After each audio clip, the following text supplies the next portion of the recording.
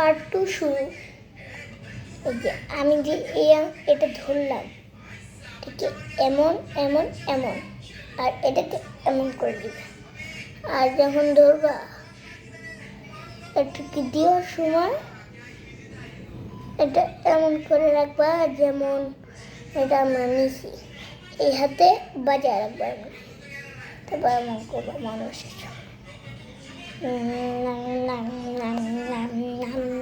উল্টা পাল্টা যে কোনো বললেই হয়।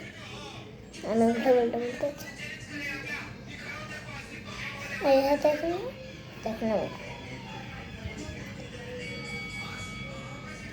আর এই হাতে থাকলে এই হাতে এমন হতো।